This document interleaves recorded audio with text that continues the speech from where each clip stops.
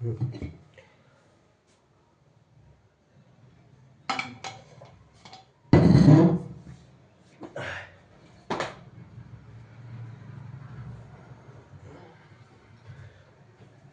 ठीक है।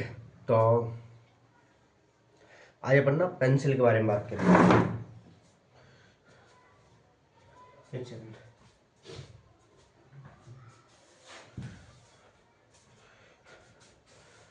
आज अपन ना पेंसिल के बारे में बात करेंगे, ठीक है। आज 31 जनवरी, आज महीने का आखिरी दिन है। आज मैं मेरे रूम में ही शूट कर रहा हूँ, ठीक है। तो जैसा कि बताया कि आज पेंसिल के बारे में, ठीक है, पेंसिल के बारे में बात करेंगे। देखो बेसिकली ना, जैसे कि पेन है वैसे ही पेंसिल है, लेकिन अंतर है।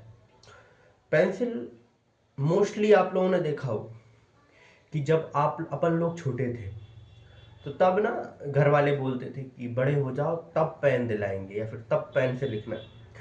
मैंने ना एक बार क्या हुआ, एक बार मैं मेरा होमवर्क मैम ने रेड पेन से लिख के दिया और मैं ब्लैक पेन से लिख के ले गया।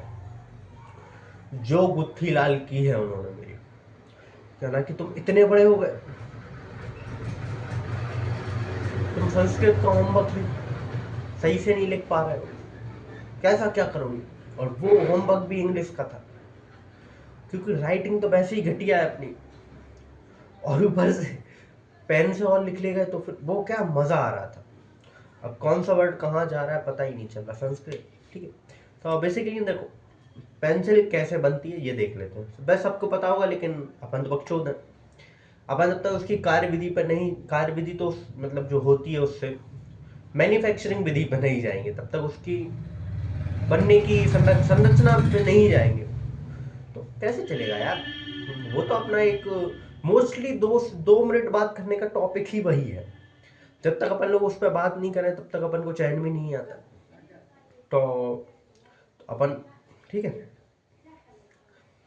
देखो बेसिकली देखो, एक पहले अगर आप नटराज की पेंसिल में देखें तो नटराज की पेंसिल रहती है, पहले उसमें ना देखो क्या होता है बेसिकली। अरे यार, पेंसिल तो मुझे भी नहीं पता कि उसमें होल में वो कैसे डाल देते हैं।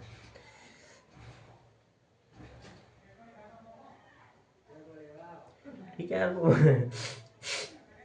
नहीं पता मेरे को कि कैसे बनती, बस ये पता है कि अंदर ग्रेफाइट रहती है ना, एक ऊपर कोयले की अंदर वो रहती है रॉड, और ऊपर ना वो लकड़ी की वो रहती है। मैं खुद भूल गया बनती कैसे है।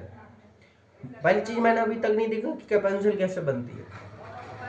अब उसके अंदर ग्रेफाइट कैसे जाती है। अब ठीक है, अगर पेंसिल बनी है तो फिर उसके अंदर एग्जैक्ट ग्रेफाइट कैसे डाल दी, बिना अगर लकड़ी को अलग अलग किए। फिर अगर लकड़ी को अलग कर देते हैं, जैसे कि अगर मैंने, आप लोगों ने नटराज की पेंसिल देखी होगी, थोड़ा थोड़ा याद आ रहा है, ठीक है। तो उसमें ना मुझे ऐसा लगता है कि वो 2 पार्ट्स में रहती है वो, या फिर एक पार्ट, आधा पार्ट बन जाता है, देन आधा आधा पार्ट उसके ऊपर से आके चिपकाया जाता है। अब मैं खुद भूल गया बनती कैसी है। देख ठीक है, देखो ग्रेफाइट से बनती है और देन ऊपर उसकी लकड़ी का एक वो रहता है, उसके ऊपर अब जो सी कंपनी की आ रही है देन उसमें डिप करके उसको फिक्स कर दिया जाता है। अगर आपने डोम्स की पेंसिल देखी होगी, आप लोगों ने उसकी टोन देखी होगी, ऊपर सबसे लास्ट में रहती है ना वो थोड़ी राउंड, मतलब वैसे तो त्रिकोण ही रहती है, तीन एंगल, 1 2 3 ऐसे रहते हैं। जो उसकी ऊपर की साइड रहती है वो क्या लगती थी यार। उसको होंठों पे फेर रहे हैं, उसको सिर पे डाल, सिर पे ऐसे रगड़ रहे हैं, उसको मतलब उसको चबा रहे हैं तो उसको ही अकेला छोड़ रहे हैं, पूरी पेंसिल चबा जा रहे हैं। वो ना एक सेकंड, वो ना यार एक मतलब बहुत ही ज्यादा प्यारी लगती थी वो पेंसिल। और आश्चर्य तो तब होता था, तब एक पेंसिल के ऊपर एक फ्री में रबड़ मिलती थी। वो रबड़ हम ना संभाल के रखते थे, उसका उसका यूज ऐसा था। तो आज रबड़ कटहर दोनों की बात कर लेते हैं, क्योंकि पेंसिल पेन नहीं कुछ बात करने है नहीं, क्योंकि आज पागलपन ज्यादा सवार है ना। तो ठीक है, पेंसिल पे इतना होगा कि ये सब पेंसिल ऐसे बनती है, पेंसिल का यूज सबने देखा है, ग्रेफाइट काल, और सब पेंसिल में भी बहुत प्रकार की आती हैं। तब मैं इंजीनियरिंग करने गया था, फर्स्ट सेम से ही वापस आ गया मैं। तो उन्होंने मुझे मतलब उसमें जब मेरे जो लेक्चरर थे, जो भी प्रोफेसर थे, उन्होंने बताया कि पेंसिल भी बहुत प्रकार की आती है। हम तो एक ही चलाते थे, जो हमें मिल गई वो चला लो, खत्म काम। ठीक है।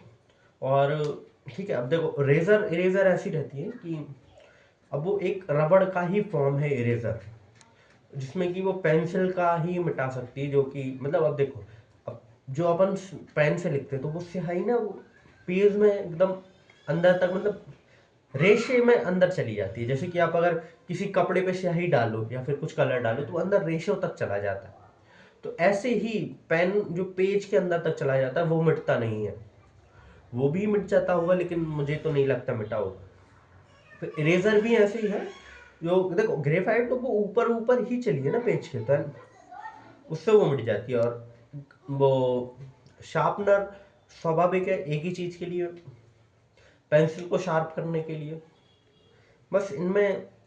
और शार्पनर की देखो, पहले के टाइम पे तब शार्पनर नहीं, शार्पनर ठीक है, जो अच्छा है वही, तो उसको ना पहले चाकू से सही किया जाता था, या फिर एक वो राउंडिंग वो थी, उसको यहाँ से ऐसे घुमाया जाता था, देन नीचे वाली डिस्क घूमती, पेंसिल लगाया। वो ज्यादातर पेंटर या फिर जो ड्राइंग बनाते थे वो लोग ज्यादा यूज करते थे। ठीक है, क्योंकि शार्पनर नहीं था, अब तो शार्पनर आ गया। ठीक है, वो उससे वो लोग करते थे कि या फिर वो उससे छील लेते थे, वो चाकू वगैरह से, सब जुगाड़ू आदमी थे पहले। और इरेजर तो देखा ही है कि इरेजर वो एक इलास्टिक रहती है, लेकिन एक इरेजर की मैं आप लोगों को बहुत अच्छी बात बताता हूँ। इरेजर ना कभी भी घुलती नहीं है, वो धीरे धीरे करके गायब हो जाती है। तो ठीक है, तो मिलते हैं आपको किसी के अगले टॉपिक को, कि ये तीनों पे ज्यादा बात करने की कुछ है नहीं, तो ज्यादा बात करेंगे कि अपन को मैन्युफैक्चर कैसा होता है वही नहीं पता अपन को। तो ठीक है, तो मिलते हैं आपको कल मिलते हैं 1 फरवरी। ठीक है, तब तक के लिए जय हिंद।